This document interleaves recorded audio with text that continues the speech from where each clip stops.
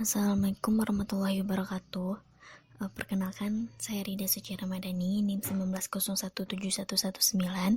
Di sini saya akan menampilkan mind map saya, yaitu mind map angkatan sastra pada angkatan 66. Selamat menyaksikan.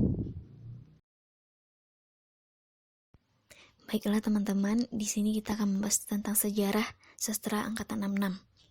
Munculnya sastra angkatan 66 didahului dengan adanya kemelut di segala bidang kehidupan di Indonesia yang disebabkan oleh aksi teror politik G30 SPKI dan ormas-ormas yang bernaung di bawahnya. Angkatan 66 punya cita-cita ingin adanya pemurnian pelaksanaan Pancasila dan melaksanakan ide-ide yang terkandung di dalam manifest kebudayaan. Tumbuhnya sastra angkatan 66 sejalan dengan tumbuhnya aksi sosial politik di awal angkatan 66 yang dipelopori oleh kami atau KAPI untuk memperjuangkan Triturah.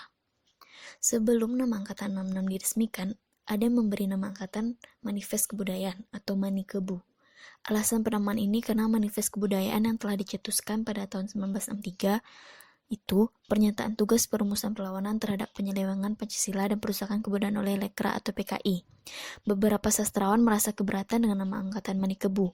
Mereka berpandangan bahwa sastrawan yang tidak ikut menandatangani atau mendukung manifest kebudayaan akan merasa tidak tercakup di dalamnya, meskipun hasil ciptaannya menunjukkan ketegasan dalam menolak ideologi yang dibawa oleh PKI dalam lapangan politik dan kebudayaan.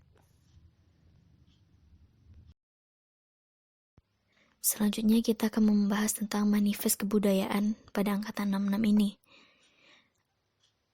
yang berisi, kami para seniman dan cendekiawan Indonesia dengan ini mengumumkan sebuah manifest kebudayaan yang menyatakan pendirian, cita-cita, dan politik kebudayaan nasional kami.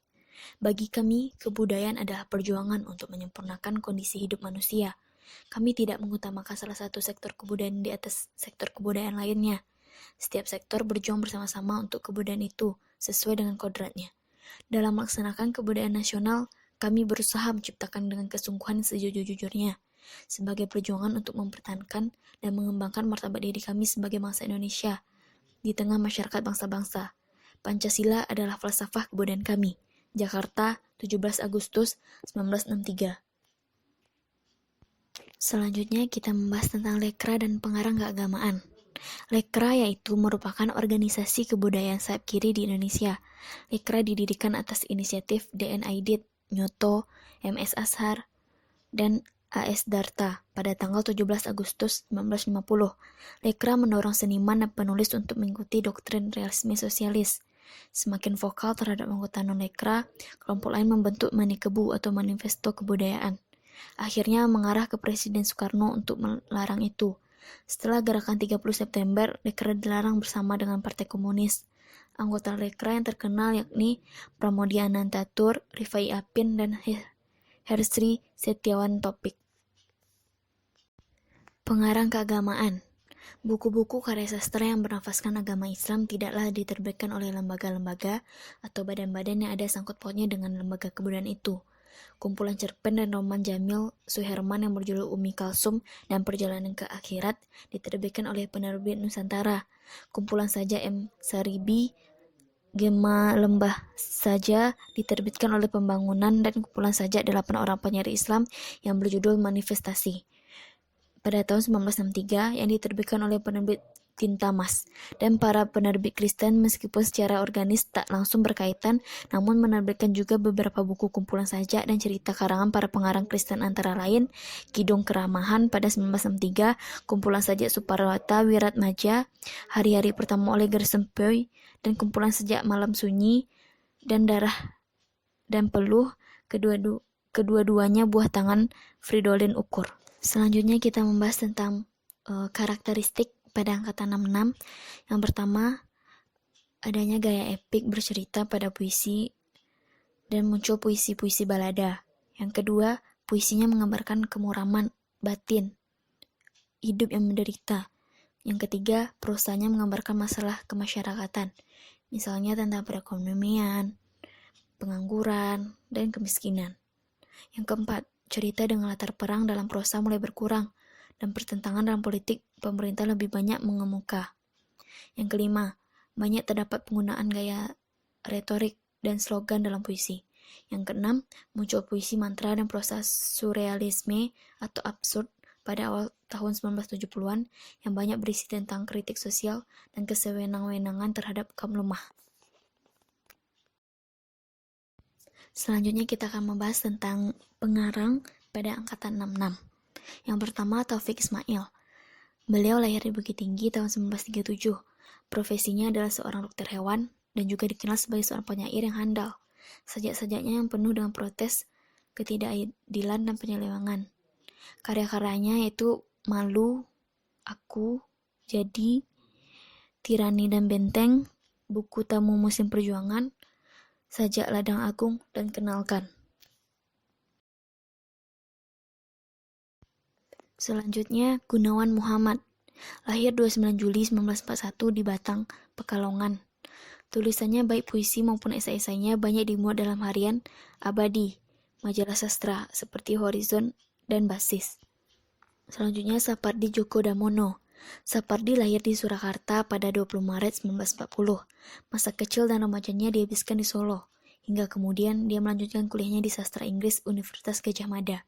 Di masa-masa pembelajaran hidup ini, dia sudah rajin mengirimkan karya dan tulisannya ke berbagai media.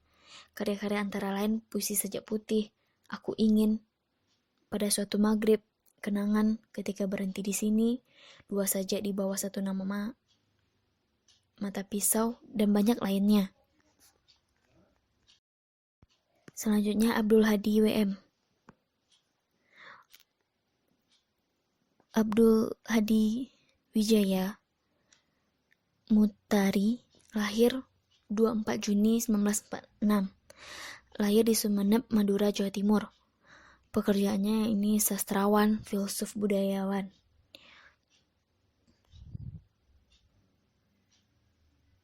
Karya-karya yang dikeluarkan oleh Abdul Hadi WM ini sangat banyak. Yang pertama, Meditasi pada tahun 1976. Yang kedua, Potret Panjang Seorang Pengunjung Pantai Sanur 1975. Tergantung Pada Angin 1977. Anak Laut Anak Angin 1983 dan Harapan 1983. Modin Karo atau Cerita Rakyat Madura pada tahun 1983. Keluarga Tikus, ini cerita anak-anak pada 1984. Kembali ke Akar, Kembali ke Sumber, esai-esai sastra profetik dan sufistik pada tahun 1999. Dan yang terakhir, Cakrawala Estetik dan Budaya pada tahun 1999. Selanjutnya, Gerson Poy. Lahir di Pulau Rote, Nusa Tenggara Timur, Hindia Belanda pada tanggal 16 Juni 1931 dan meninggal di Depok, Jawa Barat 24 Februari 2017. Beliau adalah seorang sastrawan berkebangsaan Indonesia. Namanya dikenal secara luas melalui karya-karya yang dimuat di media massa dan dijadikan rujukan dalam pelajaran bahasa dan sastra Indonesia. Dia mengawali debutnya sebagai penulis sejak tahun 1950. Atas prestasinya, dia menerima banyak penghargaan, baik sebagai sastrawan maupun sebagai wartawan. Karya-karyanya yang ini Hari-Hari Pertama 1968, Sang Guru 1971, Cumbuan Sabana 1971, Giring-Giring 1982, Matias Akan Kari 1975, Oleng Kemoleng dan Surat-Surat Cinta Raja Gugu 1975, Nostalgia Nusantara 1976, Jerat 1978, dan banyak lainnya. Yang terakhir, Nasah Jamin. Nasah Jamin lahir pada tanggal 24 September 1924 di Perbaungan, Sumatera Utara, dengan nama asli Nuralamsyah. Ia merupakan anak ketujuh dari 8 bersaudara. Ayahnya yang bernama Haji Jamin dan ibunya bernama Siti Sini. Karya-karyanya sangat banyak, berupa novel, cerpen, dan puisi. Novel pertamanya yakni Hilanglah Si Anak Hilang, Helai-helai Sakura Gugur, Gairah Untuk Hidup dan Untuk Mati, Malam Kuala Lumpur, Yang Ketemu Jalan, dan Senja Pun Turun, Ombak Parang Kritis, Tresna Atas Tresna, Bukit Harapan, 3 Puntung Rokok, dan Ombak dan Pasir.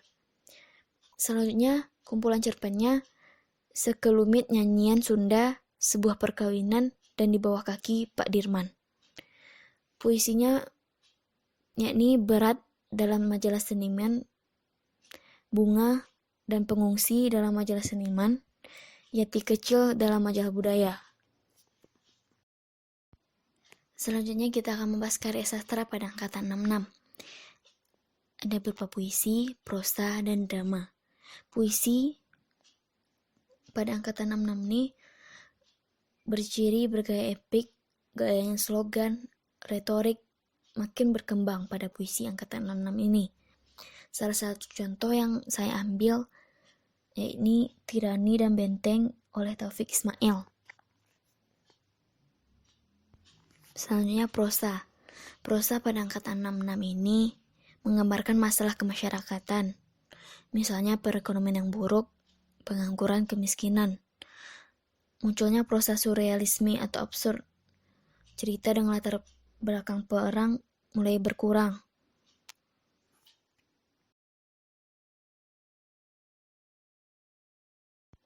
Drama yang saya temui dalam angkatan 66 ini, Malam Jahanam karya Motinggo Bushe, Kapai-Kapai karya Arifin C. Noor.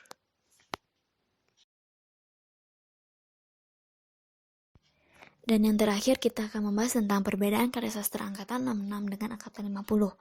Angkatan 50 ditandai dengan terbitnya majalah sastra Kisah Aswan Habib Yasin. Ciri angkatan ini, karya sastra 50 didominasi oleh cerpen dan puisi. Majalahnya pun bertahan sampai tahun 1956 dan diteruskan oleh majalah sastra lainnya. Karya sastra angkatan 50 dan 45 sukar dibedakan, karena angkatan 45 diteruskan oleh angkatan 50. Sedangkan angkatan 66 bercirikan menegakkan keadilan dan kebenaran berdasarkan Pancasila dan Undang-Undang 45, dan menentang komunisme dan kediktatoran bersama Orde Baru yang dikomandani oleh Jenderal Soeharto. Angkatan 66 berobsesi menjadi Pancasilais sejati. Yang paling terkenal adalah Tirani dan Benteng, antologi puisi Taufik Ismail. Hampir seluruh tokohnya adalah pendukung utama manifest kebudayaan yang sempat berseteru dengan Lekra. Baiklah teman-teman, sekian hasil mind mapping sejarah angkatan 66 yang saya tampilkan. Semoga bermanfaat buat teman-teman semua. Wassalamualaikum warahmatullahi wabarakatuh.